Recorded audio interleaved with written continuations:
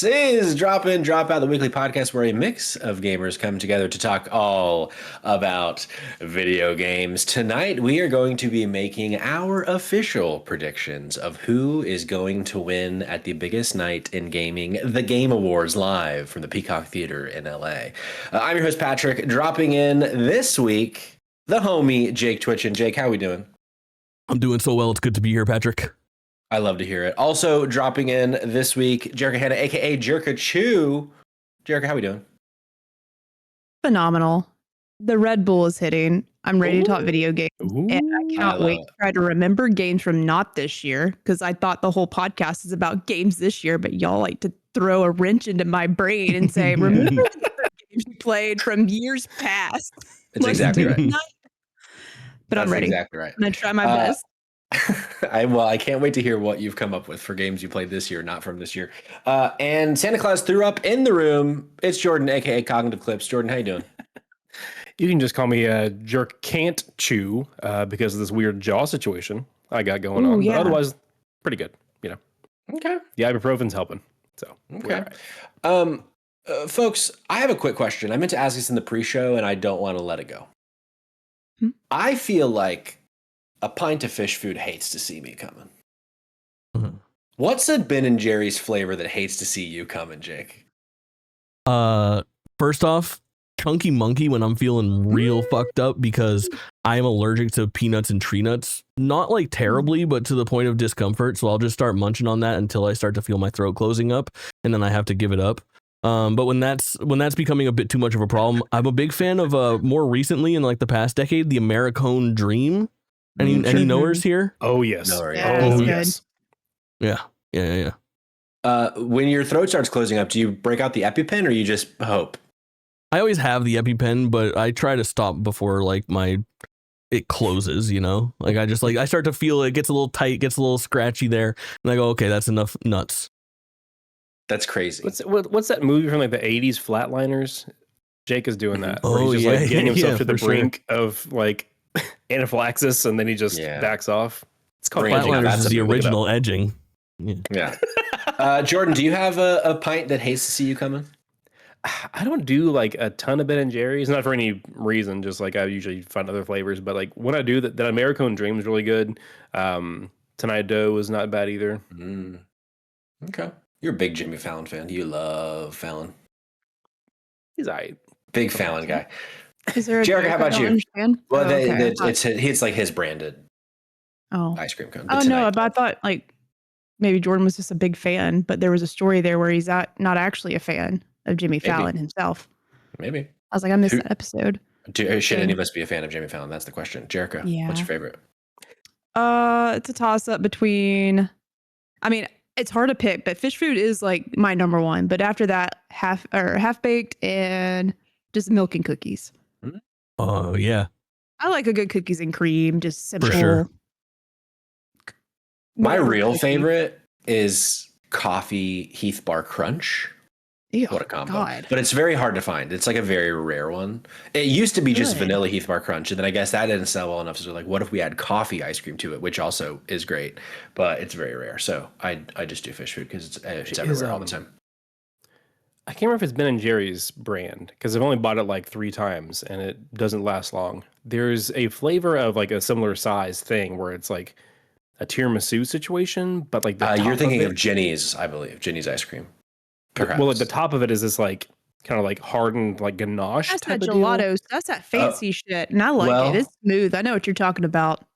Ben and Jerry's does do those, like the top is like a hard something. It might be Ben and Jerry's then. You might be on that Talenti brand. Is that the name? That's it. That's my jam too. I love that smooth. Yeah.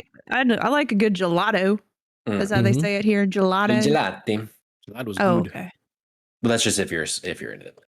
We say gelato. Anyway, fuck ice cream. Stupid dessert. Let's talk about the Game Awards. So famously bad. Last week, we predicted the announcements of the Game Awards. We went around the horn and we hoped, we dreamed, and we probably are almost exclusively wrong about what we hope to see at the Game Awards. And since then, Jeff Keighley and everybody at the Game Awards has announced the nominees. So we are going to go through each category. We're going to do it a couple ways. We're going to talk about what we hope or what we want to win, but then also what we predict to win. So each of us are going to have 2 picks. And then also, if you're in the audience live with us, most of you probably already filled it out, but we do also have in our Discord, if you go to dropinDropoutPod.com in the Discord or join the Discord, then we usually post stuff for episodes for discussions. And this time we posted a Google form with all of the nominees in it for you guys to vote on what you think is going to win. So there is now an aggregated audience pick. If you go to the Discord and fill it out before we get to the category we get to, your answer can help decide. But, you know, your time is running out every second I speak for you to fill it out. But we got a nice chunk of responses, so I think we're in a good place. But before we jump into this, I do want to do some very, very quick housekeeping because I forgot until this very moment. Video Game Book Club wrapped up this week with Dispatch. I was on the show. I joined Jerica, I joined Kayla, and I joined Josh, and we reviewed season 1 of Dispatch, which is very fun. You should go listen to it. I think Dispatch, it's not going to be very prevalent here today at the Game Awards, but I do think it's going to make some splashes with Game Awards coverage this season. And then we also have over at Spotlight Games, Gianni from the Content Mill came on this week to talk with me and Cayman about the Steam Machine and also some Game Awards discussion. And then panel, do we have anything else to talk about right now? Oh, Jordan, what your video essay that came out over the weekend?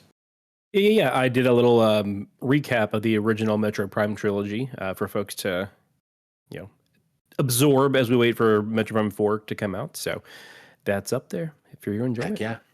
Hell yeah, even. So that's what's going on with Drop and Dropout. I'm sure we're going to be back in the next 48 hours with something else that we're doing that we haven't decided yet. So just make sure you follow us right here on twitch.tv/dropinDropoutPod or go to dropinDropoutPod.com. Follow us everywhere. We are on the internet. Here's the thing.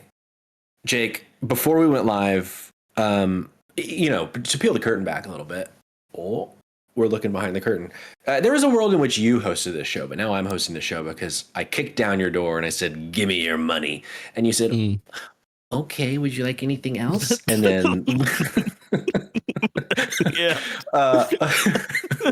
But or maybe it was peeling back like the shower curtain. That's why I imagined in my head. Right. That's exactly right. It helped that Jake was wearing nothing but a Shadow the Hedgehog onesie. Correct. But it was like it was down off his shoulders and kind of like wrapped, like Shadow's arms were wrapped around his belly, like a jacket would be. It was very sexual. But in the original vision of this, Jake, you were going to host it. But I stole it from your cold, dead hands. However, I do want to kick to you to get this conversation started before we go category by category. Just about the Game Awards in general, this year in general. And I kind of want to go around and just get a pulse check from everybody. How do you feel about the library of nominees this year? The field of nominees for the 11th Game Awards, Jake? I hate that you're kicking it to me first because I'm going to be like super negative. I feel like the Game Awards is super boring this year. I think that a lot of the repeat games that are nominated for every single category looks really gnarly on paper this year versus other years. And I think more so than ever, you can see recency bias in the results of like the nominees for the first time. That's my personal opinion. Anyone else can feel free to take the floor, but I am not so hot on what feels like when I look at all these categories. Resident Sleeper. Sure. Jordan, I saw you shake that pesky little head of yours.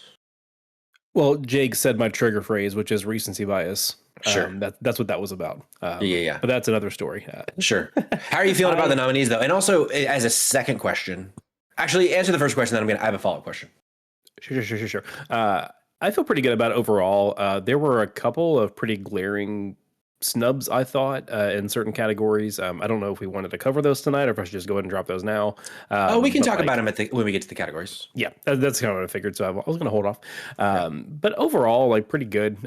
This is one of those years that like had quite a few juggernauts, for lack of a better word. So it, I'm not surprised to see some get left out of some categories, but other ones, it's like, what you doing?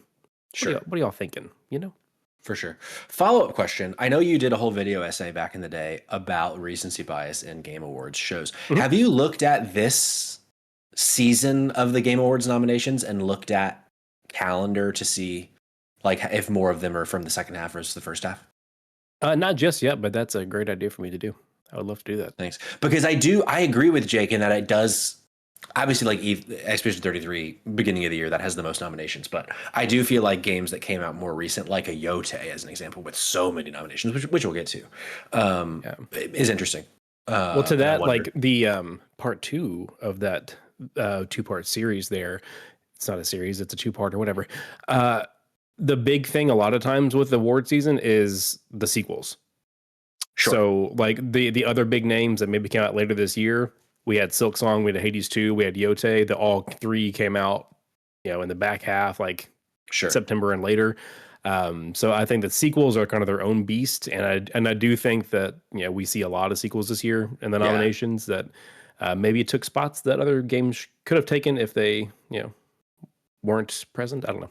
Sure. No. I get what you're putting down. I'm picking it up, in fact. Jerica, how are you feeling about this year's nominations? I guess like it's the wrong word to use is like not to, I mean, I'm gonna copy Jake a little bit, but like a little boring because but it's exciting at the same time because like there's literally we are seeing an impact of things getting delayed and all coming out this year. Like we are seeing like this year has been the most great video games we've had in a long time, all at once. I feel like, and the whole year's been all at once. So, and there's just a few games that we played here. I mean, I don't know about y'all, but I've had more than 5. I know Jake has had more than 5 Game of the Years on his mind all year long. He said 5 this month. What are you talking about? Yeah. So like, at one point, you're not going to have years like this every year, but at one point do you adjust what you got, like the nominees maybe for a specific, cause I feel like I don't know about how many movies come out a year. I don't know. I don't know how to like compare this to games, but I feel like games is a unique space where you might have a year like this year or a year that maybe had 2 or 3 and it's the obvious winner, but here there's like 3 or 4 obvious winners for a few categories in my book. Yeah. So do we add more nominees to this situation for a year like this? Like, is this a modular experience to some extent where we can adjust based on the year? Like, I'm glad I'm not Jeff Keighley because I don't know how to figure this out, but it's not perfect by any means. So some of these spots, like I wanted to, I personally watched my girlfriend play Blueprints more than anything, but it's a shame that game's not nominated in more places. Yeah. Yeah. I agree. I'll talk about it. Jordan? Real quick, that's a good point, Jerica. And like, I think that they did do that for a couple of categories. Like usually in years past, like since they bumped the Game of the Year up to 6, that's the only one that's had 6 nominations. But this year there's like 2 or 3 to have 6 nominations. And then if you look at the golden joysticks, they just throw a number at the wall and whatever sticks is how many nominations they put up that year. It's ridiculous. So I don't disagree, but also I don't want it to go to like the full golden joysticks route where it's like, here's the nominees for Game of the Year, and you might as well just take a nap because it's going to take like an hour for us to even get through naming them before even awarded. So Noah in the chat pointing out when you look at just the Game of the Year award, there is not recency bias. However, I was more interested. Thank you for doing that, Noah. But I was more interested in like the whole show. Thinking about like how many of the games from the last 3 months got like Yote, I think getting 7 is just the example that comes to mind. I wonder if you were to put all of them on a calendar, if it would skew one way or the other. But also the funny thing about data is often a sample will give you what you're looking for. So maybe that is a good enough sample. For me to round it out before we go into our first category, I am more aligned with Jake and Jerica, but maybe not as far as Jake. I think for me, Sears put it a good way. This feels like a safe year to me. Like it doesn't feel like there was a lot of surprises.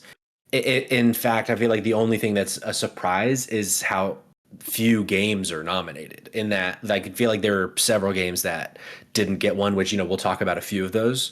But when I look at a game like Yote, Death Stranding 2, Expedition 33, each with like 7 and above nominations, I would say, personally, I feel like maybe one of those deserves that number of nominations. But, when they get that many nominations, it's that many nominations that other games can't get too. So I just feel like I think, I wouldn't say boring, but I wish that there was more diversity in the games being nominated this year, I think. But let's get into it. We're going to actually start with the future most anticipated game. Again, as a reminder, we're going to say what we hope to win, what we predict to win, which can be the same thing. They don't have to be different. But what's that sound happening? Jake, are you? What is that? Something? What? Sounds like Jake, speak for me one more time. Test 1, 2. Oh, there was a noise coming from you, and then your mic sounded totally different, but now you sound back to normal. Yeah. that was a weird. Right. Is this a bit? Because that was a strange sound. I switched scenes. I don't know what happened. He was coming from the future, like Patrick said. Weird. Well, most anticipated game. We have 007 First Light, Grand Theft Auto 6, Marvel's Wolverine, Resident Evil, Requiem, and The Witcher 4. Jake, what you got? I'm going Grand Theft Auto 6 for both my pick and what I predict will win. Pretty easy for me. Easy. I think GTA 6 is a behemoth. I'm going to go with what makes sense. I feel like everything in this list is just so not far away. I think Wolverine's closer than we think, but everything else, I'm like, I don't know when that's actually coming out. So I'm going to pick Resident Evil Requiem because it's right around the corner. So I'm mostly excited about that because I know I'm about to play it versus like something that I'm hopefully comes out in the next couple of years. But what will win is Grand Theft Auto. Duh. That's going to win everything. Sure. It's not even out yet. It's going to win everything. It will win Game of the Year this year. Yeah, it might sneak up and do that. But you're saying Resident Evil Requiem is your official? Is what I pick. Yeah. Okay. Jordan, how about you? I think Grand Theft Auto 6 is the clear winner, but my heart pick is Wolverine. Yeah, Wolverine. Oh, I can't wait to play that game. I am also going to go Grand Theft Auto 6.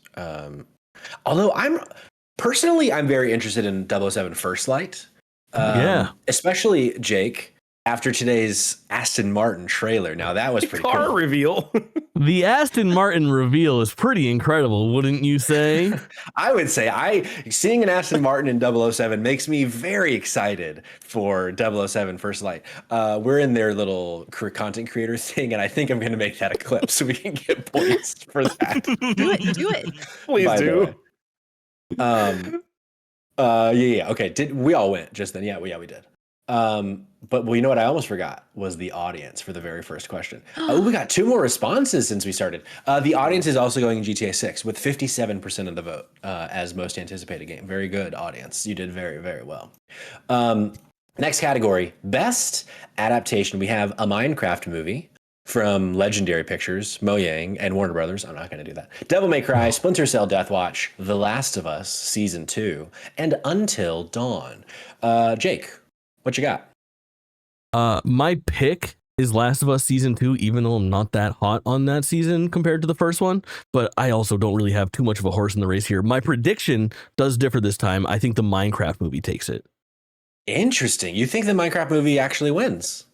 I think it's a 2-horse race, I think it's between The Last of Us and Minecraft movie. I'm not sure Until Dawn, Splinter Cell, Deathwatch, or Devil May Cry have a wide enough fan base to carry them that much further in the voting process goes with those panels. Noah says adaptation not having Sonic 3 in here is fucking crazy. That's right. I forgot Sonic 3 was this year. Huge snub. Over Until Dawn is fucking nuts. I watched that movie finally. That movie, one of the worst I've ever seen. Yeah. Jericho, what about you? What do you think takes home the Game Award for Best Adaptation? I wish I could also add more to this, like, because I haven't watched Devil May Cry, but I have seen scenes and it looks fucking incredible. Just like Splinter Cell, Death Watch. I just want to shout out like more and more like really fucking good animation we have coming out like for video games. I'm sure both of those are two great pieces of video game adaptation and animation form. I wish I haven't watched them, so I can't give a personal opinion, but based on, I'm gonna go with Jake though. I feel like the Minecraft movie popped off in a big way more than I thought it would, and I feel like it might win a popularity vote here, or it's gonna be between that and The Last of Us. What are the chances that Jeff Keighley tries to make a joke about everyone in the audience throwing popcorn or whatever, like they did? I hope he doesn't. He is going to say chicken jockey. Write that down. Yeah, right. Okay, yeah, write that down. That's what it is, chicken jockey. It's so bad though. It's so cheesy. Don't do that. Jordan, what do you got for this category? I did put down Last of Us Season 2 as like what I think is going to win. But even though I haven't watched actually any of these, but I kind of wanted to just, my heart pick would be Splinter Cell because it looked pretty cool and it got some good it's got buzz good about reviews. It, so. Yeah, it's really on my list. Squanky says Minecraft is still the highest grossing movie of the year. It definitely wins. I don't know that Not just because it's making a made the Splinter most Cell money, it would game. win. But a show. There's a show. You guys can take that conversation. Let's talk about Splinter Cell. Isn't it fucking Lieb Schreiber? ridiculous, dude? How are we over here watching a Splinter Cell anime in 2025 and there hasn't been a new Splinter Cell game in like 13 years or something insane like that? Well, mostly because Ubisoft has no fucking clue what they're doing. But true, and this makes them. They money, reopened their shares so yet? I wonder. I've never thought about it like that. Like, if I never get another Mass Effect movie or game, like, would I be how would I feel if there's a really good show though? And I think I would be a little bit more lenient. Like, I'd rather have something than nothing. And I think that show, the Splinter Cell show, is actually pretty fucking good. I have no idea. I'm not a big Splinter Cell knower, but it seems like the fans love it. okay, but it is strange. The heart pick is The Last of Us Season 2 just because I'm a little Last of Us sicko. But I also, if you watch Clickerbait with me, Jerica and Kayla, we didn't love Season 2. And it's like the further I get from it, the less I care about it. Like at this point, after Season 1, I had rewatched it already, and I have no desire right now to do that. Same. So by official, I'm gonna say Devil May Cry. I think that got a lot of buzz. People really, really liked it. I'm going to take a swing and say Devil May Cry wins for best adaptation. And then the audience is going The Last of Us Season 2. Next category, best multiplayer, best multiple player video game. We have Arc Raiders, Battlefield 6, Elden Ring, Night Rain, Peak, and Split Fiction. Jordan, going to start with you this time. What do you think takes home best multiplayer video game at the Game Awards live at the Peacock Theater in LA? I don't want it to, but I feel like this might be it may be the only one that Arc Raiders is nominated for. I can't remember, but I think this may be its category. Even though I would like something more like Peak to win, I think Arc Raiders is going to take it. Okay. Jerica, how about you? I remember people talking about Elden Ring Night Rain a lot this year. Did y'all? Is that a big thing? Am I just missing? It had a big week. I'm not the Souls gal. Yeah, it had a big Souls week. gal around here, but I don't know. But it's not me. But I definitely didn't hear as much buzz about it that I thought I would. I heard people talking about Peak a whole lot, Battlefield 6, and obviously Arc Raiders is all I'm hearing from my Destiny crew. So like, I feel like if you got just 6 Destiny people bought into playing something else other than Destiny, you got some fucking special sauce. So Arc Raiders is going to win. Funny enough, we also played Peak. I pulled us away too. So like those two games have something really cool going on. But Arc Raiders will probably take that home. Jake, sorry. No, I was about to talk more about Peak, but I'm done. Okay. She's done, folks. Jake, what do you think? My vote is surprisingly for Elden Ring Night Rain as my personal pick. I had more fun with that than I thought I was going to have this year, and I'm a known Souls hater. But the 3-person co-op shtick worked for me in a lot of ways. I think it was a fun game to romp around in, and not to like abuse. Like I spent 100 hours in Elden Ring, and now I loathe it. But I only spent like 20 hours in Night Rain, and it was a perfect experience. And I'm happy leaving it in the past. My prediction is Arc Raiders, recency bias included. You know, these nominees got announced for the panelists that are voting for the winner at the same time as us, and Arc Raiders is having its moment right now actively. And I think, yeah, what Jordan was saying is that looking at the ballot where Arc Raiders doesn't have many nods, when they see that name pop up, they're going to vote Arc Raiders. I think it's happening. Sure. Is it not? It does. Actually, sorry. I was just going to say, it does feel like the moment for Arc Raiders right now. Like award season voting couldn't happen at a better time for a game on this panel right here. But Jordan, what were you going to say? Just like the behind the scenes for the Game Awards, I could be wrong. So Jake, please do correct me if I am wrong. I thought that it was like the same jury that does the voting. I thought that they also submitted their picks for like what would be nominated to begin with. Am I wrong there? The nomination ballot is different than the voting ballot. But yeah, but it's the same people though, right? Yeah. Same people. Okay, gotcha. I was making sure I remembering that correctly. I might be reading this wrong, but I'm going to take a shot. Treehorn in the chat says, if Peak doesn't win, I'm going to... I think is how you would read that. I think that's correct. Peak's so good. It's such a good game. I hope it wins. Like personally, I'm going to put my official vote at Split Fiction. I think this is the one that Split Fiction takes home, even though I think that game shouldn't even be nominated. But the heart pick, I never played Peak, but I know how much people love Peak, and I know Aggro Crab is a fun studio. So I hope that Peak takes this home. And I will be happy if anybody but Battlefield and Arc Raiders wins, personally. Aggro Crab had a cute little speech at the Golden Joysticks today. Go back and watch it if you get a chance. But the audience also thinks Peak will win with 33% of the vote.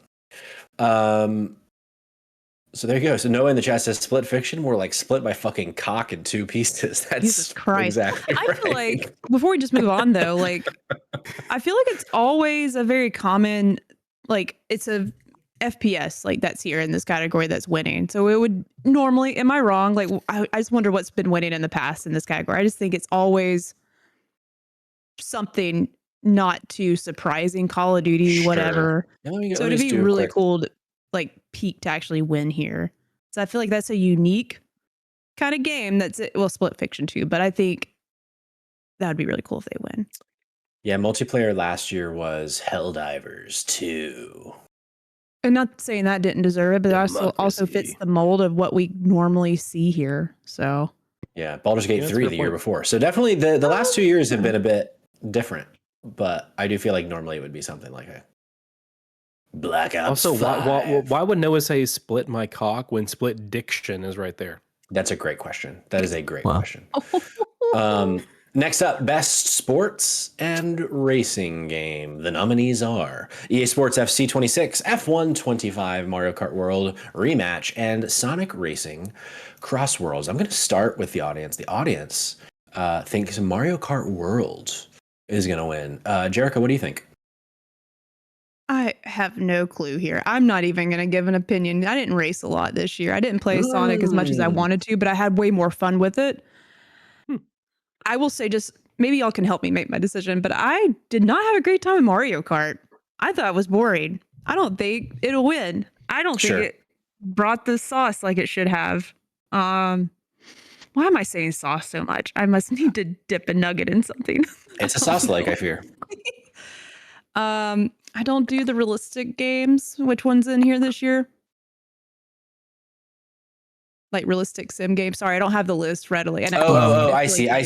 F1 25 and game is in here? EA Sports FC 26 are the 2 realistic ones. Which is the realistic games. I don't know. I feel like people vote for soccer all the time. Was Rematch fun? Y'all played Rematch, didn't you? Rematch is very fun. I think Rematch has a shot at this award. It didn't do great critically, but it has its fans. Yeah, it has its fans. It launched just very content light was really the main criticism with the game. Well, now looking at this list, nothing's as exciting as Sonic or Mario Kart to me. Sure. But I don't know. I'm not going to vote here. Don't be mad at me. I just don't have an opinion here. Jerica abstains from the vote. Jordan, what do you think? I do. I don't race right yet. I've thought about it. I had more fun with Mario Kart World than I feel like a lot of people did. Not that I play it a ton, but whenever I do, it's like just jumping for like a little hour, just driving around and stuff. It's a lot of fun. So that actually is my both my official pick and my heart pick is Mario Kart. Okay. Official and heart pick aligned for Cognitive Clips. Jake, what about you? I feel like I'm such a dirty person for the way I talked shit about Mario Kart World all year, not coming up to snuff. And then somehow, like 5 months later, I'm like almost nostalgic for it. You're the most annoying person I know. Remember those good days of racing around as Wario and getting costumes and having a blast? Here's the thing. Nice. It is nice. It's a good vibe. As much as I like Sonic Racing Crossworlds, which might have like the better moment to moment driving, I guess, or racing in some ways, Mario Kart World has those fucking Nintendo first party vibes, that attention to detail that I love so much. And it's just the IP that I'm the most interested in this fucking world. Mario Kart World for my, not only my heart pick, but also my prediction. Rematch is dope. I'm going to do both as well for Mario Kart World, even though this is a very weak year for sports and racing games of the nominees. I don't know in the chat was saying college football being snubbed, but none of these feel like award winners per se to me. Granted, I didn't play F125, but I didn't play EA Sports FC either, but it's like the same fucking game every year. It just looks a little different. I think this came up in the Discord, but one of the things with college sports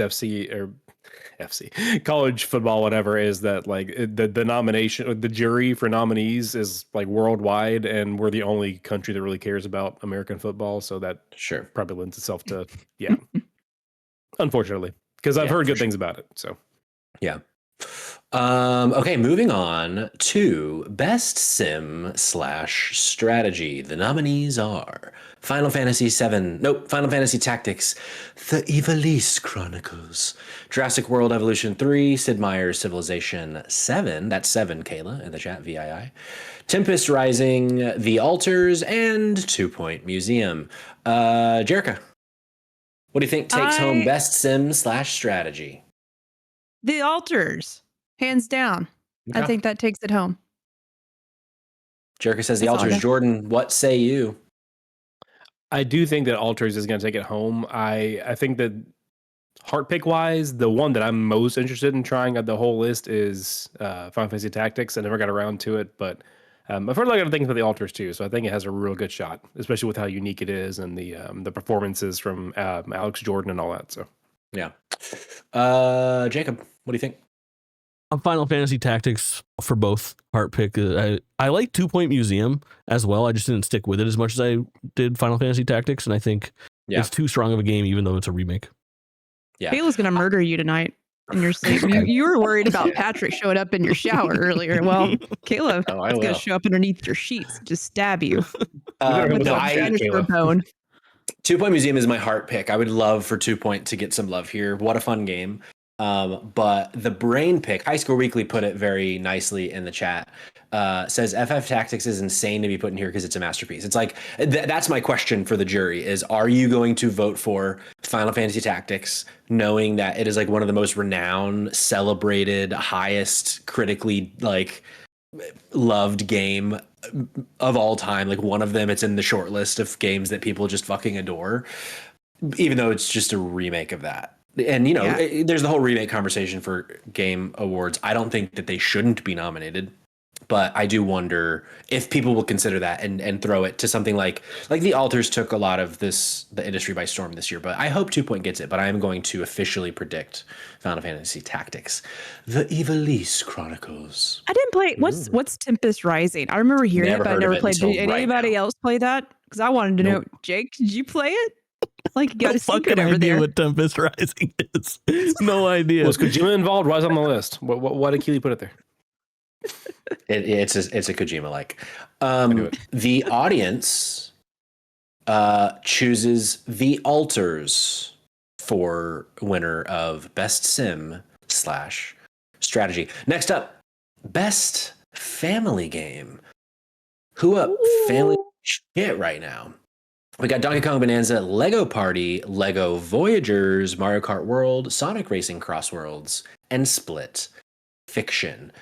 Jake, back to you to start us off. What do you think takes home Best Family Game in what I think is the easiest category to predict so far?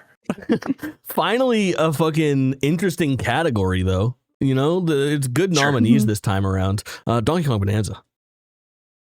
Yeah, easy. Jordan. I love that pick, Jake. I think that probably is the best game in the category. But like when I think of family game, I always want to lean more toward our multiplayer one as well. Like, and so I think that this may be the one that Split Fiction takes. Like literally the one that Split Fiction gets tonight is this one. Okay. But I would rather Mario Kart or Bonanza take it. But yeah, He said, "Fuck Legos, fuck Sonic." Jericho, what do you think? I think Split Fiction was way too long and wasn't as good as the last game. So I'm going to say it's definitely not going to be that. it's coming right from She me. said, Wow. "Fuck Jordan."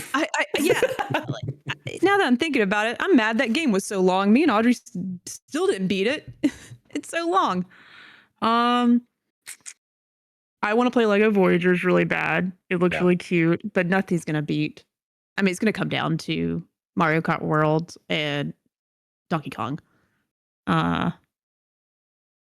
But yeah, it's really trying to balance this thought. Some of these, by the way, I'm deciding right now in this moment. Can you tell? Yeah, no, it's actually really, really clear that that's what's happening. Well, I only had time for like the major No, ones that's okay. here. That's okay. But I'm trying to lean towards like family play. I'm trying to stick with the definition, going with what Cog said, like play with the family. And it's Mario Kart World. I feel like that's where you can play with the most family. I played with y'all, my other family. And that's the only thing I remember and had fun with that game was just y'all. So you know Mario what? Kart World. I think we really dropped the ball this year, not playing fucking Lego Party. I feel like we should right our wrongs. Can we do it before, things get too crazy and we go away for like holiday season type things? I feel like we need to get Lego Party in. Let's get it in. Who up right and they wrongs right now? That's, I mean, literally us, the four of us right now. And me. For sure. Yes. Let's do it. The only people in our way, Jake, Jerica, and Jordan, are ourselves. I'm going to go Donkey Kong Bonanza because my thinking on this pick, even though, I hear the chat, people saying it's not a family game, but like how the co-op is dog shit, whatever, is that I think there is no world in which Donkey Kong Bonanza wins Game of the Year. But it is one of the best video games to ever have been made. And so I think people will say, this is the award we're going to give Donkey Kong Bonanza because it's, like I said, it's not going to win Game of the Year. And it's only up for one more. It might be Direction, which maybe it could win. But so I think Donkey Kong Bonanza takes this one. Game of the Year? It's still teetering. I sometimes I flip-flop depending on the moment. And whatever I commit to tonight is what I commit to on everything I'm on, talking about the end of the year games. Ooh. I can't change it. Promise. Or keep me to it. Keep me honest. The audience, Lego Party is going to take home the Game Awards. Audience says Lego Party. Okay. Next category, Best Fighting Game. We have 2XKO, Capcom Fighting Collection 2, Fatal Fury, City of the Wolves, Mortal Kombat Legacy Collection, and Virtua Fighter 5. Do I say Revo? Do I say REVO? Who cares? Revo World Stage is the final nominee for Best Fighting Game. I'm going to say 2XKO wins this. Jake, what do you think? Mm-hmm.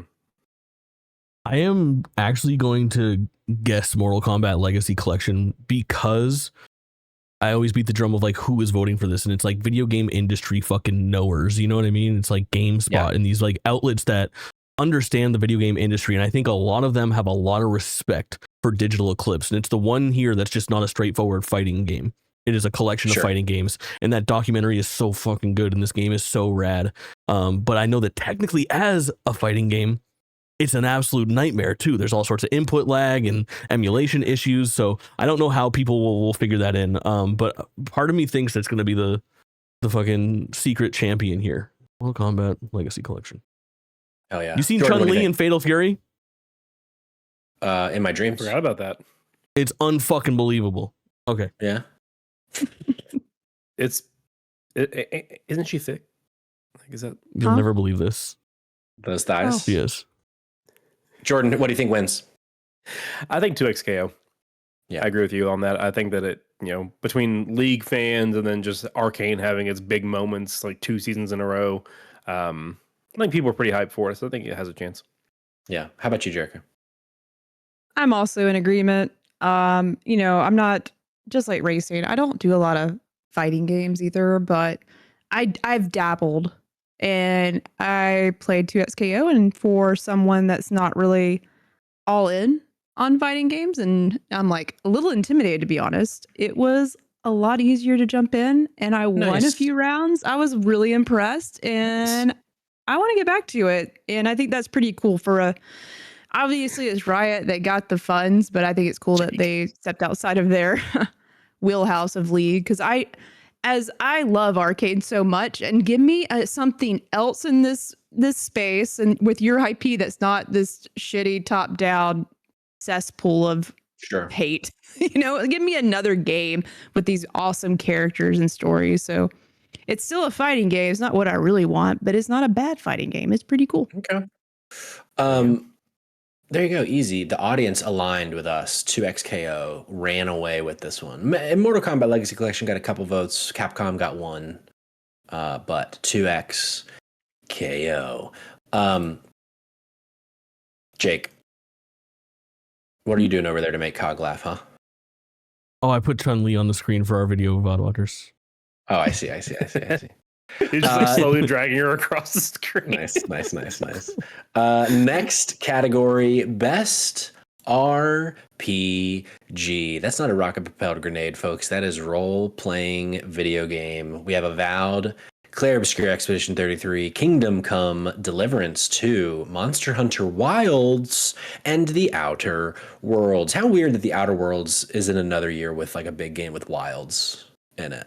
I hate it. That's true. True. How weird is that? And then That it also must can't mean break in something. 85. But Yeah, rip. Jake, what do you think? My favorite's Avowed, but I'm guessing Clair Obscure. Sure. Jerica, how about you? I started the Outer Worlds too, and I sort of liked it. Didn't have everything I'd want in that kind of experience. It's so pretty. It's a really pretty game though. Yeah. Avowed, I feel sort of the same way, but I had way more fun with it. This is me thinking through this.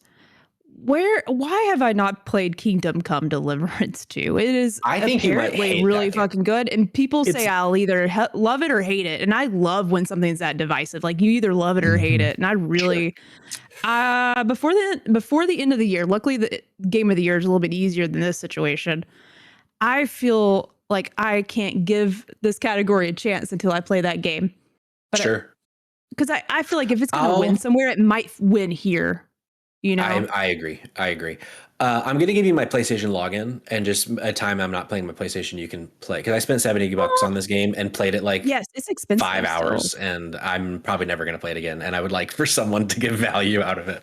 Would it be worthy of a stream experience? Is that Maybe. stream worthy? Is it entertaining to watch someone play this game?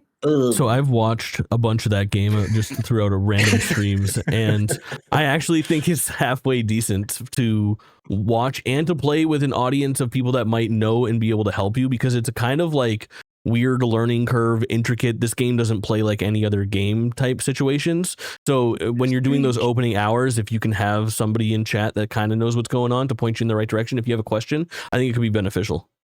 Yeah, it's one of those like hyper specific games where they put so much stock into the realism that like every single NPC has like a full 24-hour schedule to their life that you can like disrupt. Like it's that kind of levels, which is why I think it has a good chance to win best RPG because of those kinds of systems that they've built. But I would actually, some people might be surprised at this, I would personally vote for Clair Obscur in this category. I think I've played every single game on this list, and I think as far as RPGs go, that's the one I enjoyed the most. It's the only one that I finished of all of these games. I think it will also win. However, I do think that if Kingdom Come is gonna win, I mean, it also might be a sleeper for Game of the Year. Honestly, this game has fucking a grassroots campaign. Some people are saying that Kingdom Come Deliverance 2 is the Zoran Mamdani of the Game Awards 2025. That's wild to me. But I do think Claire Obscure wins. Okay.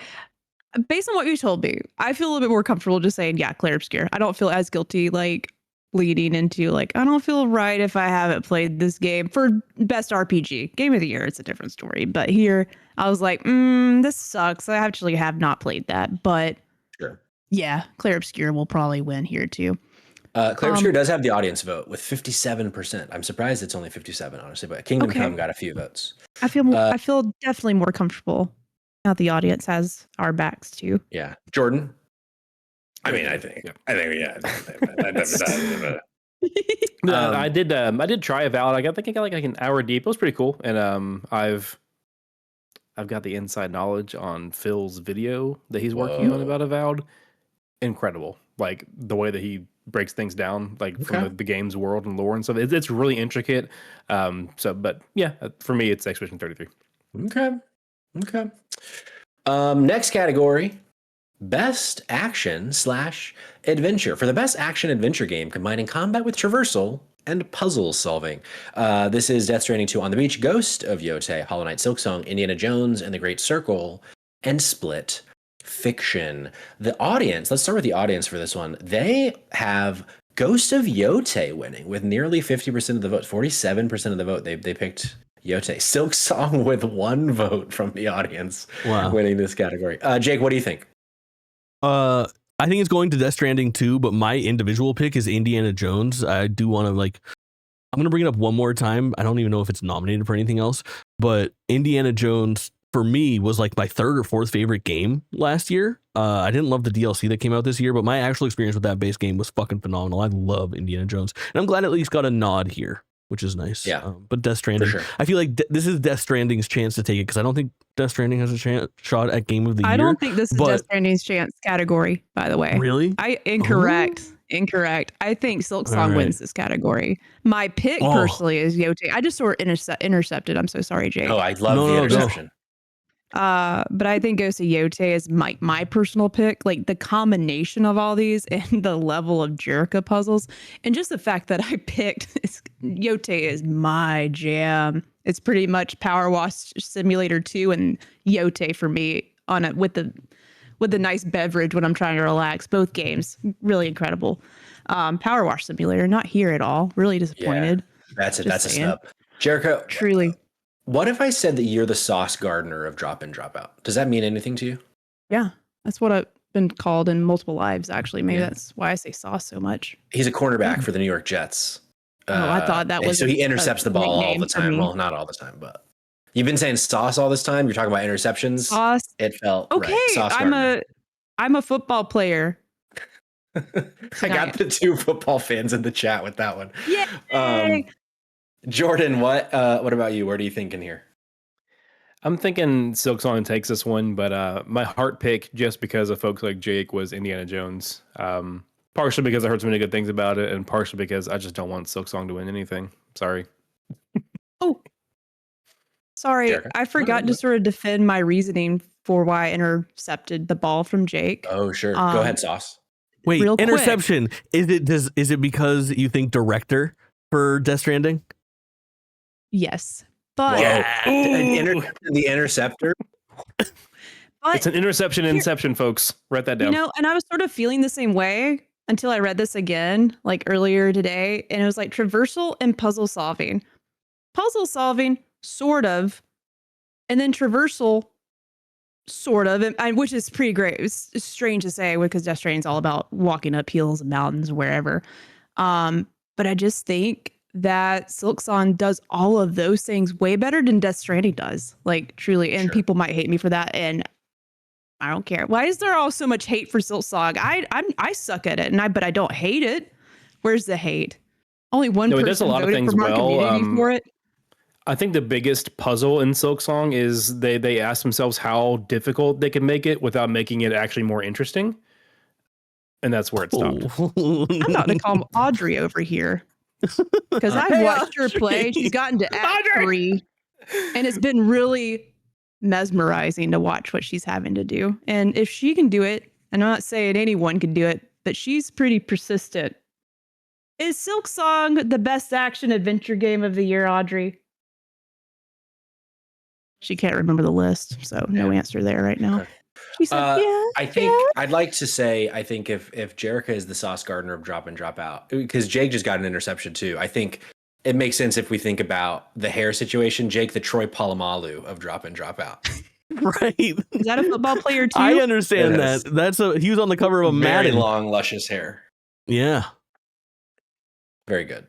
Who hasn't gone? Have I gone? Has Jordan gone? You have not.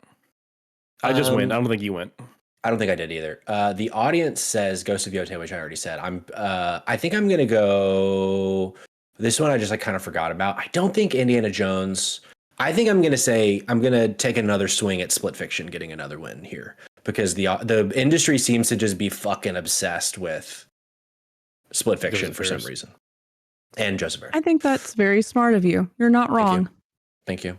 I hope Death Stranding 2 wins this category, honestly, but I don't expect it to. The bonus prediction. Fun. Split Fiction goes home with 0. I would love that, honestly. I don't mean to be a hater, but I would love that. Because the fact that I got any nominations, I think is fucking crazy to me. Best action game, the next category, we have Battlefield 6, Doom, The Dark Ages. Man, I forgot that was this year. Hades 2, Ninja Gaiden 4, and Shinobi, Art of Vengeance. Jordan, I toss to you first. I would love nothing more than for Shinobi Art of Vengeance to take this home because criminally underrepresented in this award ceremony. Sure. At this very moment, 2 weeks away from Metro Prime 4, that is my number 3 game of this year. It is phenomenal. But it's up against Hades 2. Sure. I don't think you can beat Hades 2 for this category. So that's my official pick is Hades 2. But my heart wants Shinobi. Man, it's not even nominated for art direction. That's crazy. I was just scrolling ahead. Art direction's nuts. Jake, what about you? What do you think wins best action game? Only one of these games has a case for best action game of all fucking time, much less, action game of the year, and that's Hades 2, which is my pick and my vote. I am aligned. Hades 2. I would be shocked if it doesn't win this category. I think the only game, in my opinion, that has a chance is Shinobi, but I think it'll be Hades. Also because I think that same thing I was saying about Donkey Kong earlier, I feel like other categories that I think a lot of people might think Hades 2 would win or could win goes to Clair Obscur. So as like there's no Clair Obscur in the way this time, Hades 2 gets it kind of thing. But Jerica, what do you think? Hades 2. That's enough said. Hell yeah. Hades 2. The audience aligned 50% of the vote to Hades 2. Next, Mr. Treehorn, I agree. Sorry, I hated Doom was here. I'm really disappointed in this Doom game. I was really excited for it. I played like 3 hours. Like, what was this? I'm gonna go back and just finish Eternal. I'm mad it's here too. They could do better. I was mad about this Doom game, huh? You've been talking about finishing Eternal for like a year now. Which is why, because I knew you can't top Eternal, and I never wanted to end. It's sort of like Astrobot. I refuse to beat Astrobot because I know it's. I don't know when I'll get another one because it's that good. Okay, I'm done now. You don't have to be done. Also, Blaster Goblin in the chat says big hack and slash guy reporting in. Now I know. Whenever we need a hack and slash guy in the field, I know to go to Blaster Goblin. Ninja Gaiden 4 was so hype and disappointed the heck out of me. Don't know how it made the list. That's the official report from DIDO's big hack and slash guy. I do find it funny that it was Ninja Gaiden 4 that got nominated and not Ninja Gaiden Ragebound. Oh, yeah, that's funny. Considering Shinobi, but I think Shinobi was a better game anyway. But anyway, continue. Sure. Anyway, continue. Next up, a really promising genre, VR and AR, best VR AR game. This is the panel for that one. I know, right? Alien Rogue Incursion, Arcan Age, Ghost Town, Marvel's Deadpool VR, and The Midnight Walk. Can I say I have not heard of 3 of these 5 video games until right now?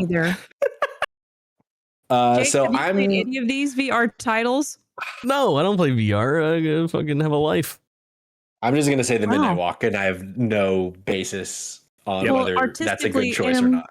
From gameplay, it does seem very innovative and a great VR experience. The Midnight Walk does. It makes me almost want to put on a VR headset, but I'm not that energetic. Ooh. Okay, this is more interesting. Fringe Dip asks, will this be the last year of this category? It doesn't have many years left. That's an interesting question. Do we think this category continues, Jake? Yes, Valve. Yeah. Valve is fucking back, baby. Oh, with the frame, sure. That's fair. Well, here's a question for you. I'm sniffing around now. Do you think A actually, VR headset? Maybe I want that one. Maybe I'll actually use that one if there's no cables. Sorry. what if they actually announce Half-Life 3 in 3 weeks and it's a VR only for the new Steam headset? The crash out clip will be monumental if Somebody- Half-Life 3 is a VR game. I will lose my fucking mind. Somebody in my chat earlier pitched that this whole time people think it's Half-Life 3 and it's actually Poker Night 3. And it's like, can you imagine if they show like Alex and they pan up and it's like a nice like high def Alex and then it fucking like pans to the side and Peabody from fucking Just Portal taps is the sitting table next to her twice. holding cards. I would love that. That'd be so good. Oh, That's fucking funny. That's a very funny sketch idea. Does anybody have anything to say other than we just picked the Midnight Walk because I just Yeah. yeah. game, you know? Great. Deadpool. Because that's also what the audience chose. But a couple people in the audience said Alien Rogue Incursion, and one person said Arcane Age. So maybe somebody knows something that we don't. Next up, best mobile game: Destiny Rising, Persona 5, The Phantom X, Sonic Rumble. I still don't know how to say it. Uma Musume, maybe? Pretty that's derby. good. I like that. And Wuthering Waves. The audience in a big 69. That's fucked up audience for this game. 69% said Uma Musume. Pretty derby to win best mobile game. I'm going to just say that too. I know that game has a big following, so I'm going to guess the Uma game. From Jake, my what do you boy say? Eric, it's gonna be Uma Yeah. Musume. Yeah. Okay. Yeah, same. Jake? The fucking horse girls. Jerica? I don't care about this category at all. I hate yeah. playing games on my fucking phone. Base. do. Noah brings up a good even point. Destiny, what the hell? Well, I hear people talking actually positively about their Destiny Rising experience. But you know, I'm not gonna play that on my phone. So it didn't rise your destiny. I guess No. not. Mm-mm. Noah asks, was Pokemon the card game Pocket trading card game? The card game. What's the T? Trading? It must be trading. That was It last can't be Trading year. card Pocket. game pocket. Was it Yeah, this that was year? last Listen, year. There's But a that- lot yeah, of I thought people. that was last year. I played Destiny Rising. The truth be told, I was paid money to play Destiny Rising. However, Yeah. Destiny Rising is like where a lot of Destiny 2 fucking fans are going right now because Yeah. apparently it's a better experience in the game. And also, when I played it on like an Android PC emulator that was like sanctioned by the developers and with a controller, and it was like not a terrible experience. It's got Okay. a lot of Interesting. positive things about it. So I hear in the Yeah. community, but I'm like, I'm not doing We that. love to see it. Friendship in the audience says, why'd you say mobile like that, Patrick? Good question. Fucking come to Atlanta and Why find don't you out. say Mobile? You know, down south. Mobile, Alabama. Next category, best debut indie. When this survey was sent out, the nominees were Blueprints, Clear Obscure Expedition 33, Despelote, Dispatch, and Megabonk. However, Megabonk has removed itself from the category because the developer was like, hey, y'all, I've made a ton of games. This is not my first. So now it's just those other 4 games up for the category here. Cog? Yeah, just a little like fun fact about that. So like what it looks like is that his post when he was like, actually I'm gonna withdraw because I've made other games, like he put one of those little like kind of like a wink wink nudge nudge kinds of emojis. So it seems like this person, whoever it is, has made other games but under different names, which is why people thought it was a debut. Because if you go to his Steam page for the game, like the only game from this developer is Megabonk. But he's just been stealth developing other stuff, I guess. So Because I saw some people that kind of crash out, like, what kind of idiots? Like, why, like, this is why the Game Awards is trash. I'm like, how are they supposed to know if the guy doesn't reveal his identity? Right. And he's doing it, but yeah, that's a little bit of more backstory behind that. Little more backstory. Does anybody else want to sing Despelote to Despacito? Yes. Despalote. No. Despalote. I don't know. There could be something there. Blaster Goblin was saying that an insider of TJ was saying that the mobile category got really heated this year. That's very interesting. Cool. I would like to hear more. But Jake, what do you think takes home the category this year?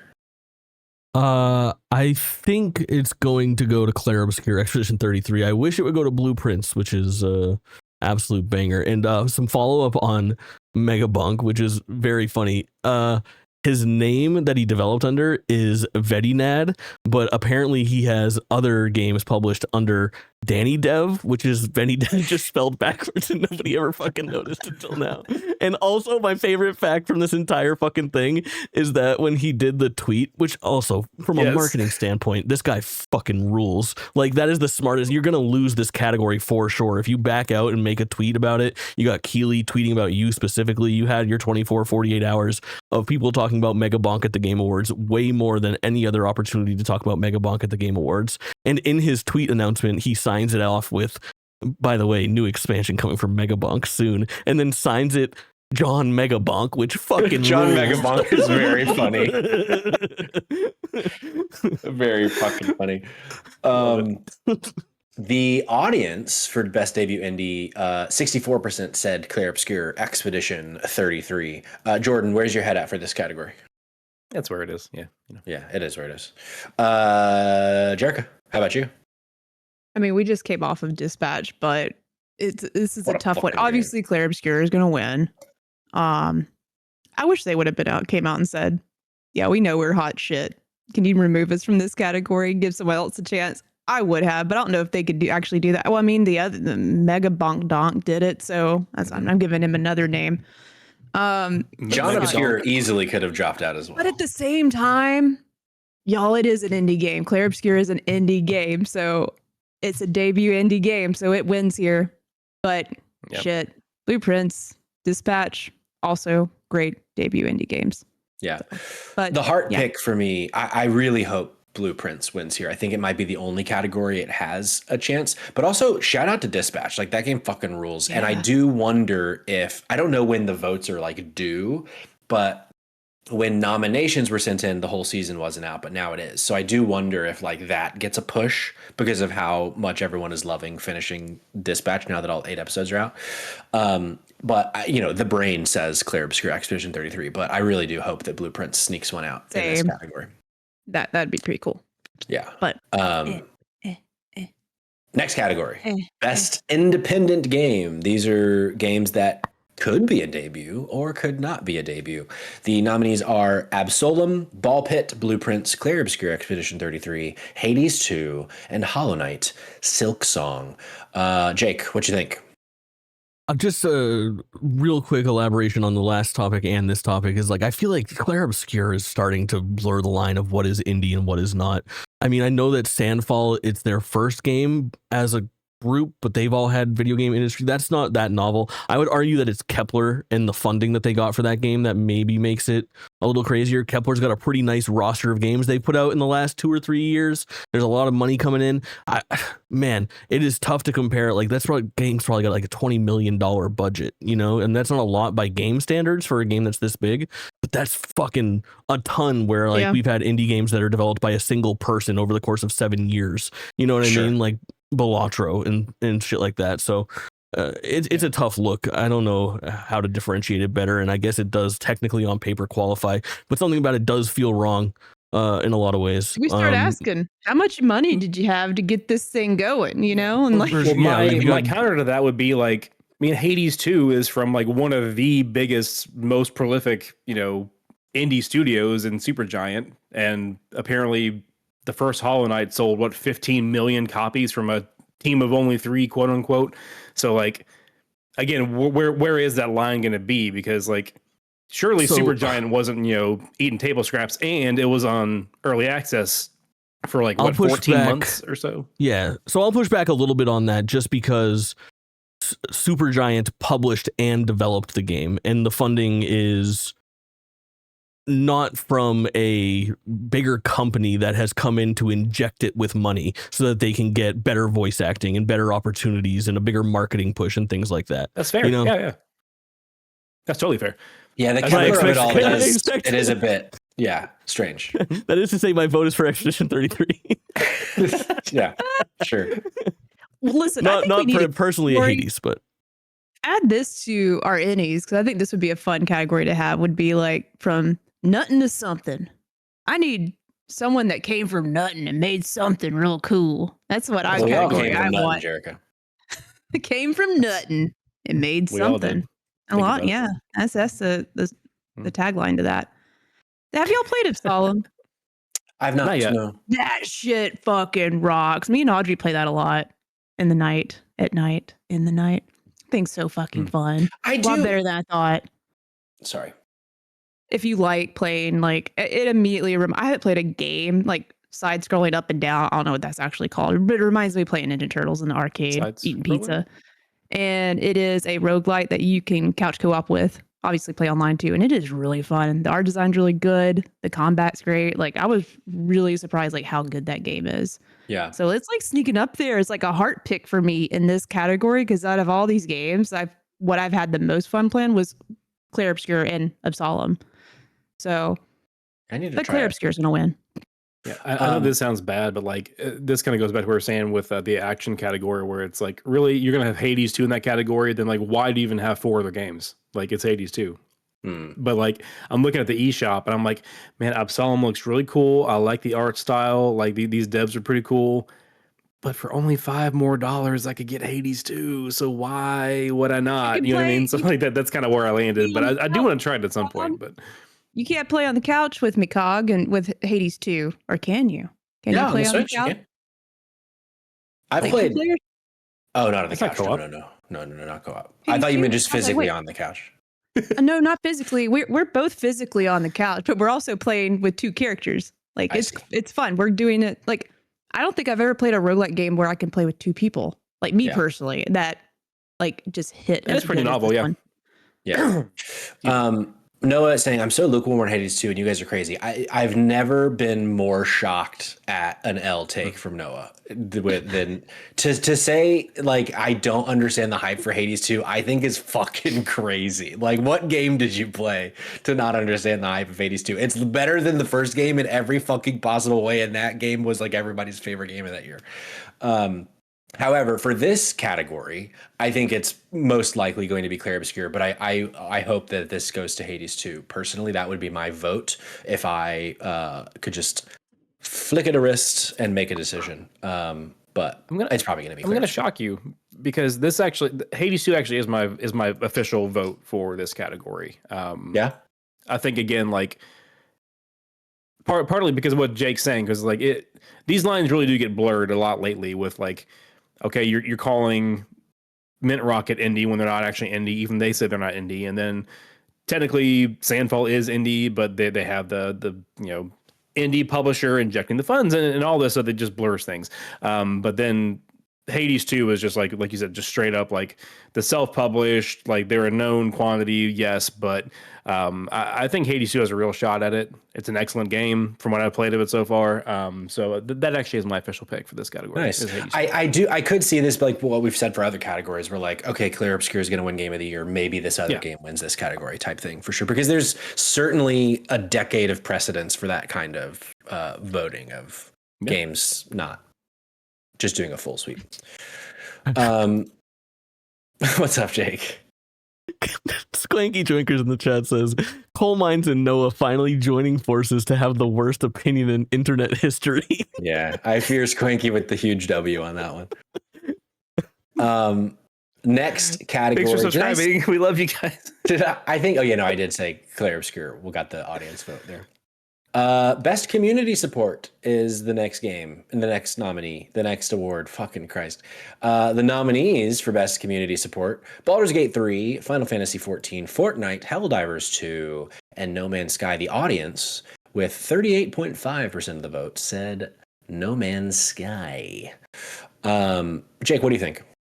Yeah, this is the first one that I have a really hard time with. I've voted for Final Fantasy 14 in the past, but I think they've lost their way a little bit, and I think you can credit that to that Creative Business Unit 3 getting their time split between the development of these last couple expansions and Final Fantasy 16, maybe biting off a little bit more than they could chew to keep both games firing on all cylinders. So it comes down to Baldur's Gate 3 or No Man's Sky, and I'm just trying to think of what those people as like outlets are going to do. And a lot of people like just see Baldur's Gate and join the hive mind and just start fucking checking boxes and shit. So I don't know.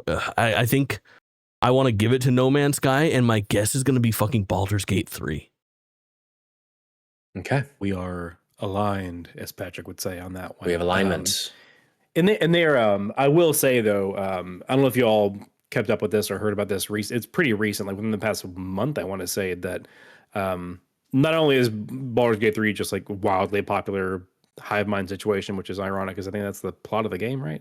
Hive mind, something or other going on. Anyway, but they actually did just have a pretty big update where they were reworking some stuff to like add different pronoun options and different like romance options and things like that like the community was asking for. So they actually are supporting their community, so I'll give it to them. But No Man's Sky always does a good job of that too. So I think it's a toss-up. Larry, my official pick is going to be Baldur's Gate 3. Larry and Jordan gives it to you. I hope you heard that. Jerica, what's your pick? Whenever I can see No Man's Sky, I always vote for them. Because it's just like a heart thing at this point. Because I'm like, that game is still around. It had the worst launch. And yeah, every time there's a trailer out, am I playing it? No. But I'm always like, look at them adding all this cool shit to this game that just sucked so bad. And you just saw no hope for it. So I always pick No Man's Sky. And the last cool, like the ship thing and having people on your ship just reminded me so much of Mass Effect. And I was like, they already had the Normandy in the game. I'm like, this.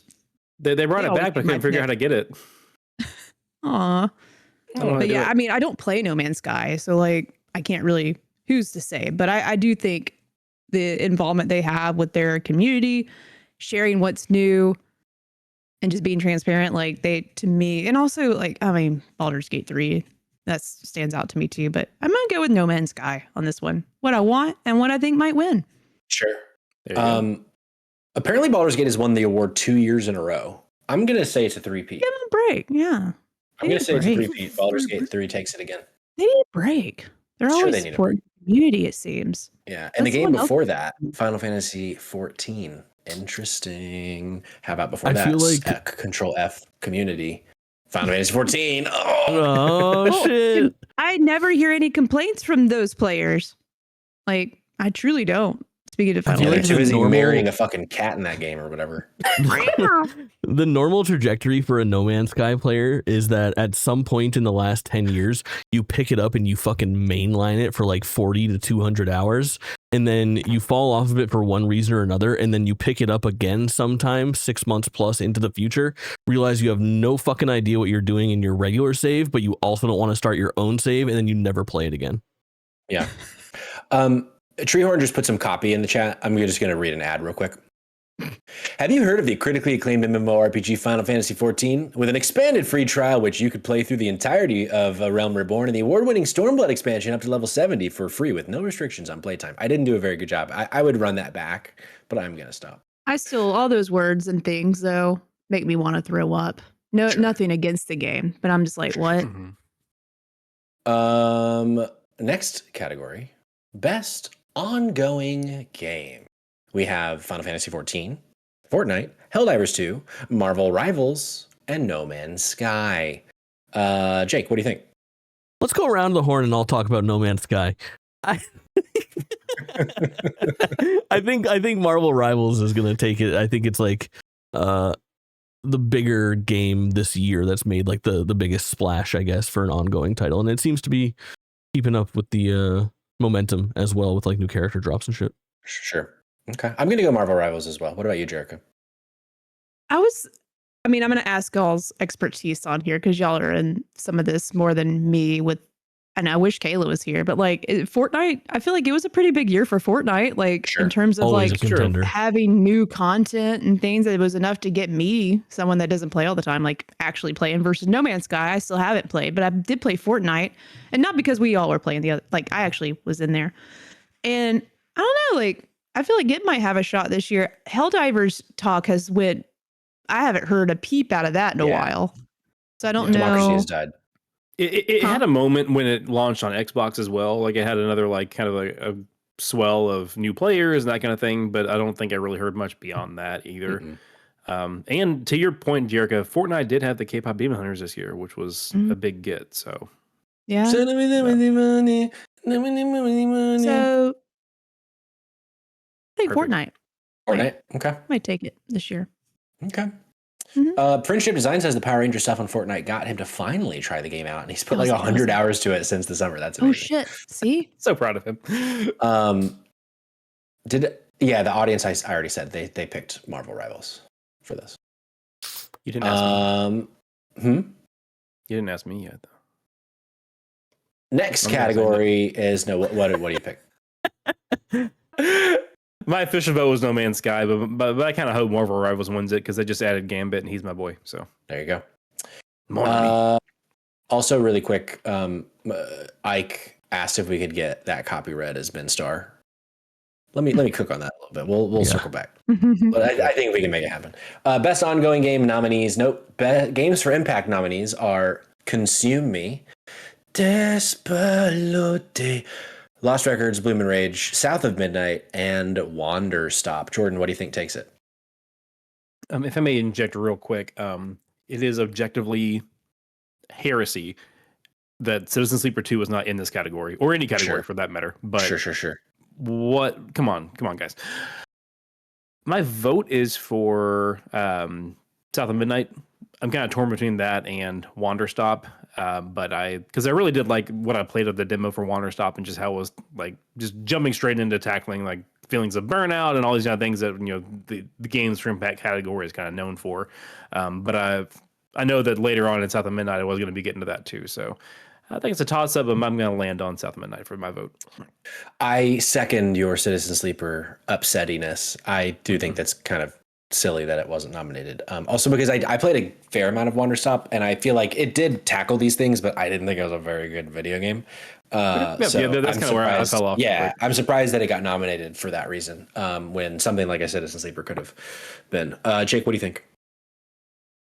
If Citizen Sleeper would come out in September, it would be here. Recency bias. You can't release a fucking game in January if you want it nominated for anything. However, only one of these games make a reference to buffing one's muffin. So Lost Records, Bloom and Rage gets my vote for that. But I think South of Midnight's going to take it. I think that the game industry looks upon that game more favorable than the general populace. Yeah. Lost Muffin, Bloom and Muffin.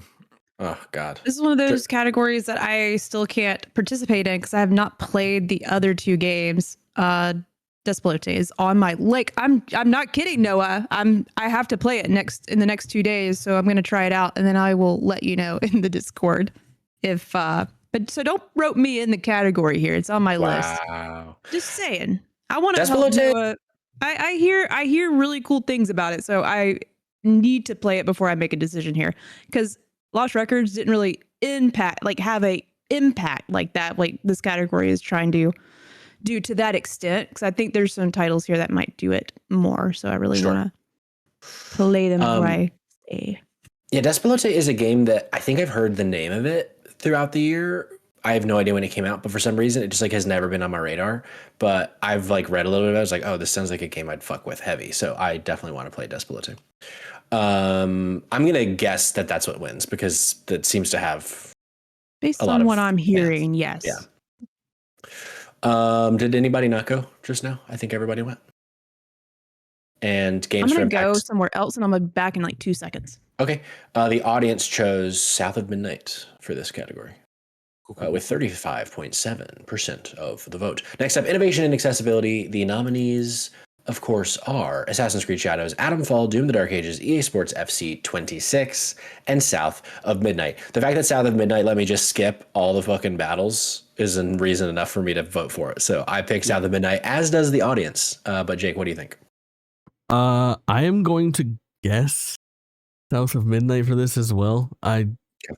Assassin's Creed seems ample. I guess that's what I would vote. Okay, Jordan.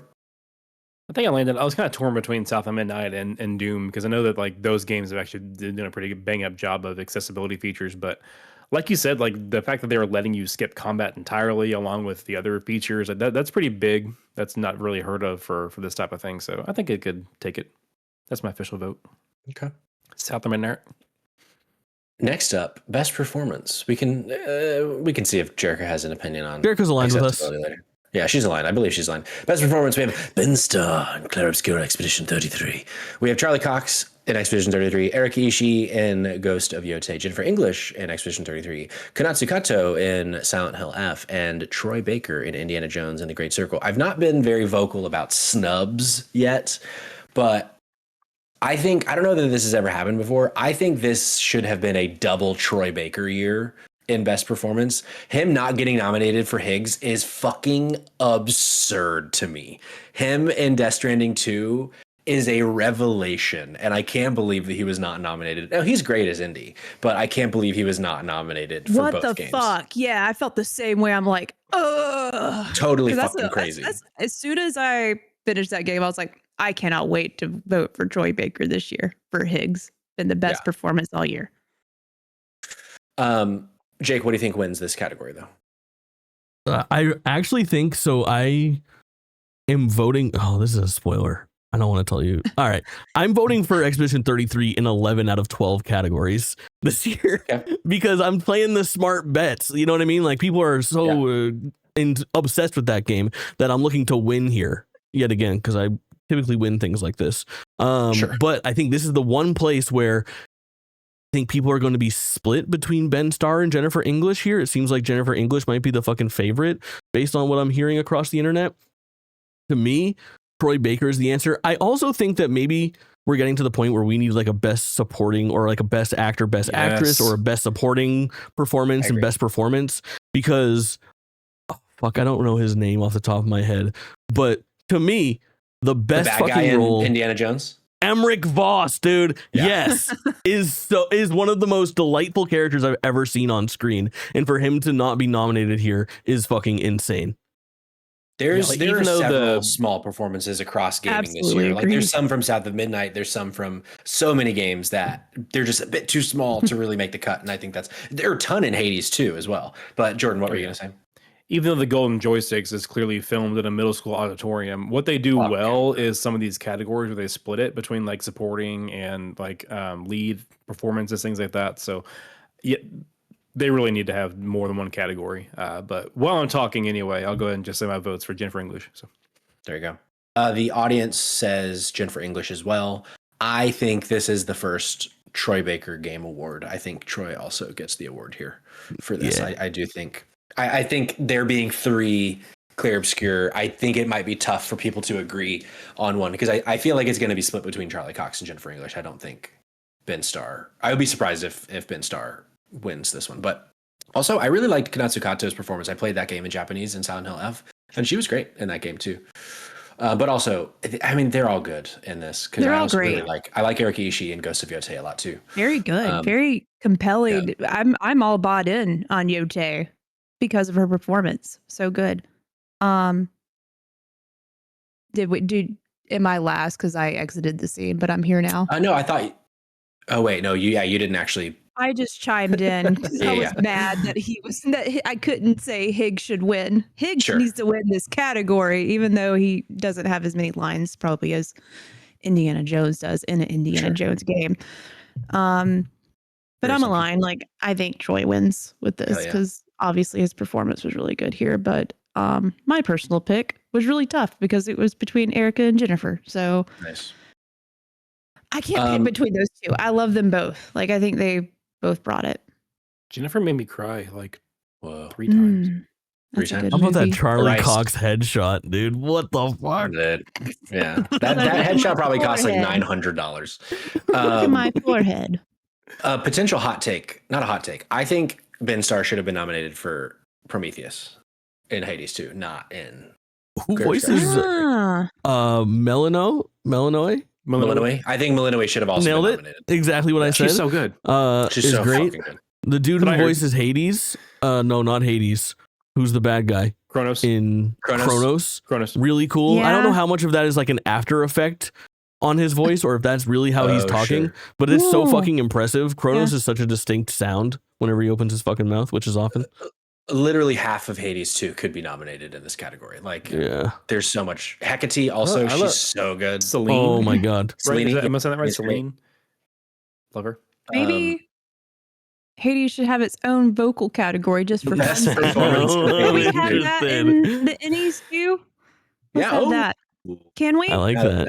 Yeah. And honestly, like I felt the same way about Expedition 33, and like I mean, Lune and That too. CL and Monoko, like everyone was just incredible. But like, yeah, again, you can't stack the entire category with one game. That's not fair to people. Like, and I think I'm they should shocked add that how they even many- do 3. I think they should add how many words they spoke in the game. I'm just curious to know. You know, I'd be interested. It's not How about the many size lines of are the read role, here? It's about the size of the actor. Okay. How tall are they?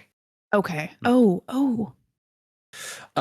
Next up, best audio design. We have Battlefield 6, Clair Obscur, Death Stranding 2, Ghost of Yotei, and Silent Hill F. The audience says Battlefield 6. Jake, what do you think? Oh, you said Clair Obscur for everything but the last one. Clair Obscur. Yeah. Jordan? Yeah, I'm actually getting my official vote's going to be Battlefield 6 just because of what I've heard about the sound design in those games. But like, God, the sound design in Expedition 30 was nuts. Like with the whole like you're doing these chromatic, parries, and it's like the sound design's insane. I don't know. I can't make the noises with my mouth. That's why they hire other people to do it. Sure. Jerica, how about you? Death Stranding wins, and it's also what I want to win here. I think Death Stranding takes a win here. Because, there are agree. some audio things that fucking blew my mind in that game, especially if you play with headphones, as far as, hearing rocks just coming. I know it sounds simple, just rocks rolling down a cliff, but, it's very specific sounds, and the weapon design and the audio from the weapons, really blew me away. I think Death Stranding actually takes this home. There's a lot of cool stuff. Yeah. Yeah, I think this is one of the ones that if I were in Vegas right now, and someone says, "Do you think Clair Obscur wins every award that it can?" I think this is the one that it most likely does not win, because I think it's either Death Stranding or Battlefield 6, based on what everyone's saying about Battlefield 6. And historically, But also, Silent Hill I F think could too. You're not wrong, Patrick. Thanks Yeah. for saying that, because it's there. You're welcome. But I said it just sometimes for I you. just get Death Stranding, Clair Obscur vision, and that's all Yeah. I see. Yeah. Jordan, what were you saying? I think I put it in the Discord, but I mean, historically, even games that get like an insane number of nominations, like I haven't seen a single one win them all. You know what I mean? Like, Yeah. I think the most noms recently was Ragnarok, and I think it was nominated for 11, took home 9. So still It didn't pretty take big home 9, sweep, took but home it wasn't 6. 6. Yeah, because the most that's ever won is The Last of Us 2 with 7. I would bet $500 on this. Maybe I'm thinking of Last of Us being nominated for 9 and taking home 7. Maybe. But I looked up the stats for both, and I got them messed up. So I believe you. Thank you. Believe Patrick, and also women. Thank you. Yeah. Next up, best audio. Oh, right, I said the audience chose Battlefield 6. Next up is best score in music. We have Christopher Larkin for Hollow Knight Silksong, Darren Korb for Hades 2, Laurent Testard is how I'm guessing for Clair Obscur Season 33, Toma Otoa. I'm not doing that one right, for Ghost of Yotei, and then Woodkid and Ludwig Forsell for Death Stranding 2. On the beach. Patrick, you could have just said the video game names. Jake, what do you think? Noah's saying it in chat, and I agree, not just on Mario Kart, but also on Donkey Kong being fucking snubbed here. And part of it is Nintendo sicko shit, but dude, I don't know. I haven't listened. I don't know. I know that there's a lot of fucking musical influence on a lot of these things, but just those Donkey Kong tracks that were custom made, there's 5 for the different things that you turn into, and then you have that main theme that was used that kind of brings a bunch of them together in the trailers. And then you have the, not really spoilers, but there's a song called Heart of Gold at the end that anchors the entire fucking thing and brings back elements from those other songs. So fucking good. And then Mario Kart World is not only one of the best collections and like almost across the board, the renditions of the songs that are remastered and remade and touched up for this game are so fucking good. There's also another half of the soundtrack that's all brand new original shit that is also incredible and good. And it's wild that they're not here. My vote is for Expedition 33. Mario Kart World's Rainbow Road should have been nominated just as its own song. Like, unfucking believable that Mario Kart World is not here. Also, but Donkey Kong Bonanza, I agree. My brain tells me Clear Obscure Expedition 33, but I'm gonna do a double Hades 2. I'm gonna say my heart pick is Hades 2, and I think that Hades 2 also wins this category. I think the score that Darren Korb did for Hades 2 is fucking immaculate. Like, especially, I don't want to spoil things, which sounds silly to say you could spoil music, but there's parts of this game that the music is unfucking believable. And they do the cool thing where there's all sorts of orchestrations and then also sung music. In multiple I've come across one of those so far. Oh my dude. All of them are fucking bangers. There's one especially. Oh my fucking God. So yeah, I think Hades 2 takes this category. Jordan, what do you think?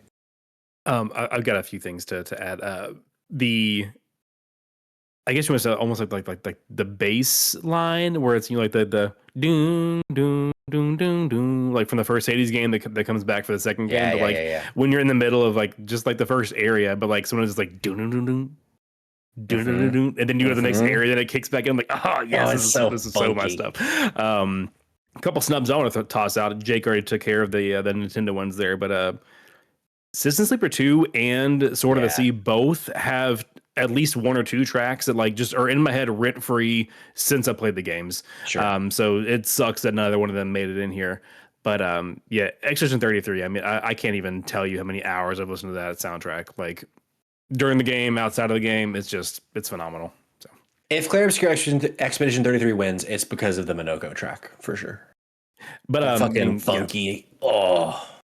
The music for Silk Song is really good too, and Hades. So it's a strong category all around. Jericho, what do you think?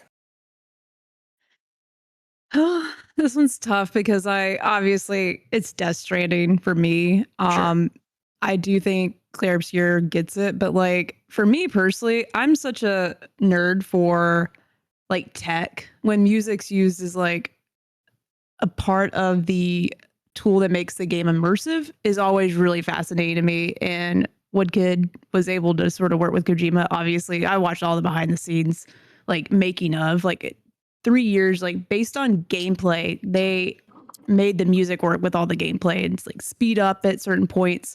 Like the music will adjust to you and how you're playing in Death Stranding. And I think that's really fucking neat.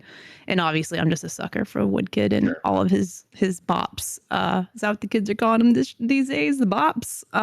They were Needle a drops? couple years ago.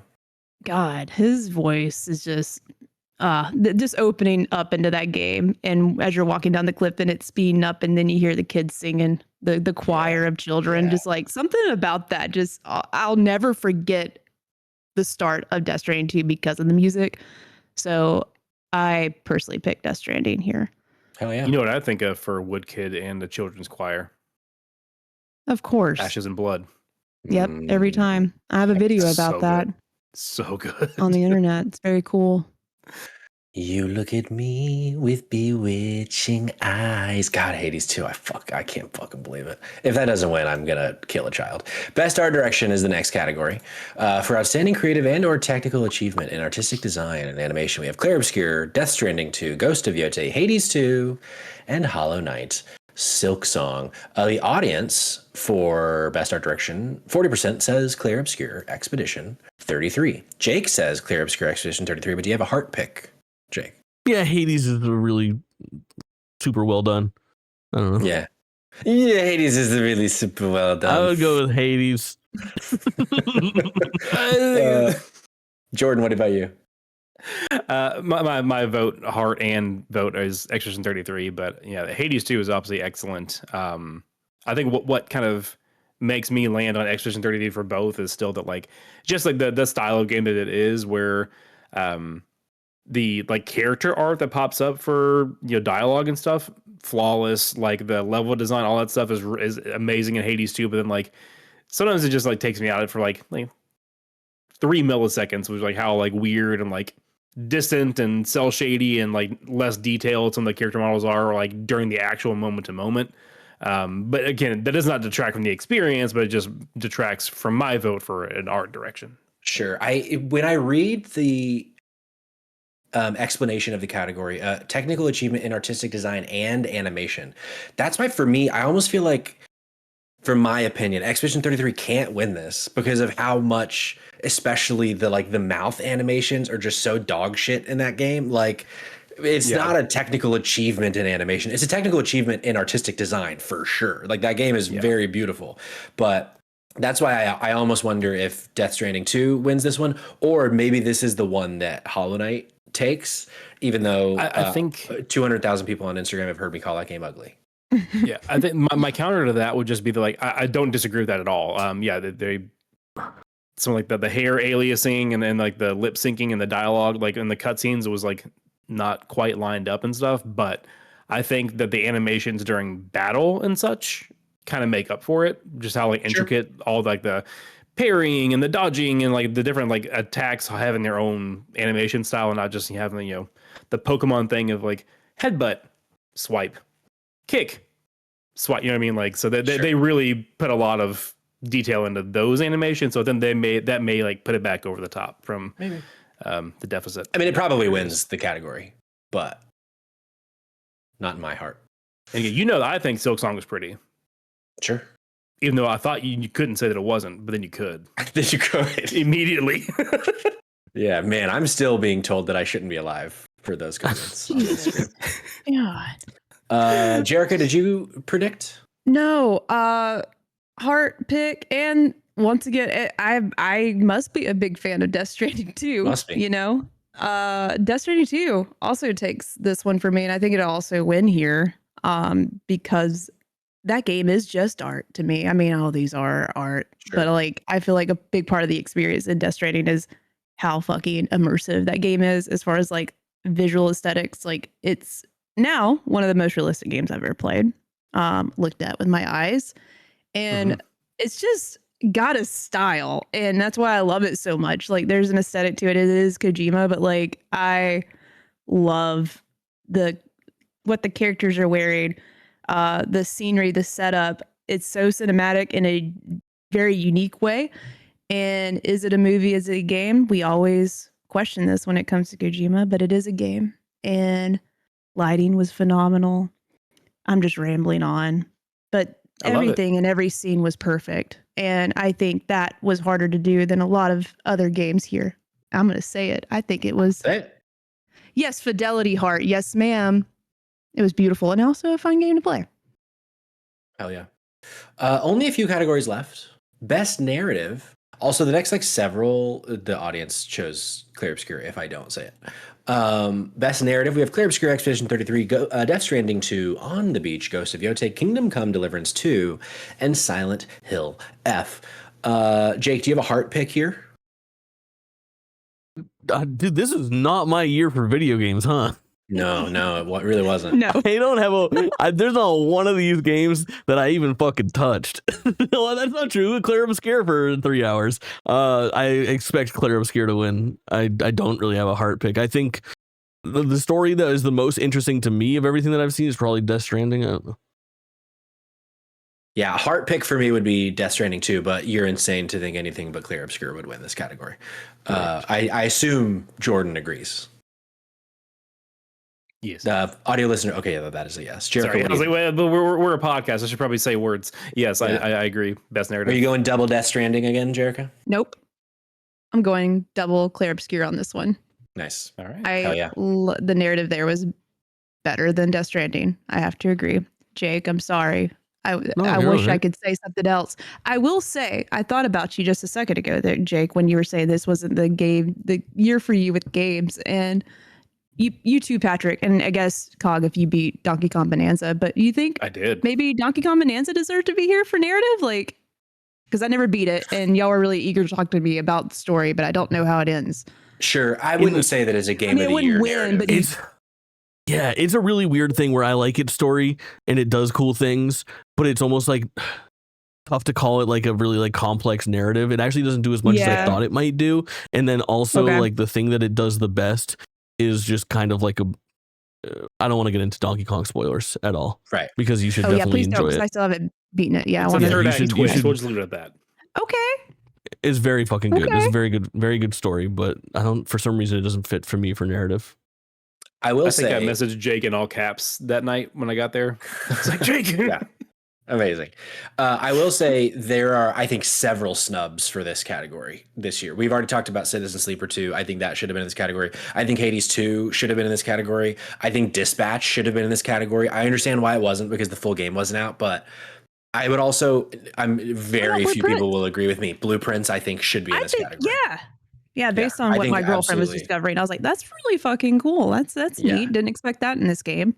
I don't know if for certain if Elden Ring was in the best narrative category, but if Elden Ring got a best narrative nom, Blueprint should have fucking got a best narrative nom. Okay. Because it takes a lot of work, but finding the narrative of Blueprints is so fucking unbelievable. Last two categories of the evening: best game direction and game of the year. But we're going to start with game direction. The nominees are Clair Obscur, Expedition 33, Death Stranding 2 on the Beach, Ghost of Yote, Hades 2, and Split Fiction. Jarek, I want to start with you here. Best game direction. What do you think? This one's, so I had to give my love to Death Stranding in a couple places because here it is going to go to Clair Obscur. I'm going to be boring. It's Clair Obscur on both my heart pick and what I think will win for sure. Easy. Jordan, same for you? Samesies. Boom. Jake? Clair Obscur, heart pick is Hades still. Yeah, I would also say heart pick is Hades, and I'm going to say Clair Obscur, but I do think that there is a chance that Kojima gets this. I know there's a chance here. I think there's a chance. Yeah, I think saying there's a chance. There's a chance. I think Split Fiction and Ghost of Yote have no chance for this game, for this category. But I do think it is almost certainly going to be Clair Obscur. And then that brings us to the final category, game of the year. The 6 nominees. What did audience pick? Did you say those Clair Obscur? Did I just blend audience and Kayla into one word? I might have. You did. Technically this was a tie for best game direction. I'm going to say Clair Obscur though. But it was a tie with Death Stranding 2 from the audience. But let's go. I'm choosing Clair Obscur for them because I know how many fucking sickos are in the audience. And then final category: Clair Obscur, Expedition 33, Death Stranding 2, Donkey Kong Bonanza, Hades 2, Hollow Knight, Suck Song, and Kingdom Come Deliverance 2. That wasn't nice. I didn't need to do that, but I did it. Audience with 80% of the vote, Clair Obscur, Expedition 33. I also think Clair Obscur wins this category, but I think there is a world in which Kingdom Come surprises. I wish there was a world that Hades 2 surprises, but I really don't think it will. But I really, really hope it does, because that's my personal pick. But I think Clair Obscur wins. Jake, how about you? Same Hades and Clair Obscur? Yeah, I don't know. Like at this point, I think my game of the year is Blueprints, so I'm sad not to see it here. And then it's been a 3-way tie almost in a lot of ways for Donkey Kong Bonanza, Hades 2, and Blueprints. And it sucks that the one that I feel like I landed on in first, I was not sure what second and third are. So I'm between Donkey Kong Bonanza and Hades 2. I guess heart pick if I'm choosing. Like I feel like I've had the opportunity to give it to Hades 2 more than I have to Donkey Kong Bonanza. So I'm going to stick with it and do Hades 2. And then, of course, my expectation is Clair Obscur. Stick with it. He's going to stick with it. Jerica, how about you? I hate this year so much. Even Noah called me out in the chat. And you're not wrong, my dude. You're not wrong. It's really tough because, like, I'm trying between Death Stranding and Clair Obscur. I didn't think I'd get this torn between the two games. I just spent a lot of time in both of those games so much, and I love them so much. And it's really hard to pick. It's really fucking hard to pick. I hate that I have to pick. Well, I fear you do. I had a decision, but I keep talking about Death Stranding, and it makes me want to take back what I'm thinking. But I have to say, level set on all fronts. All fronts here. All the fronts, no backs. No backs, no sides. No backsies. No takesies. Clair Obscur just delivered in every way. in Yeah. every category, and this to be all encompassing. I have to say, Claire Obscure. Oh, I hate it. I don't Okay. want to do this anymore. I don't want to pick games. We made Jerica unhappy.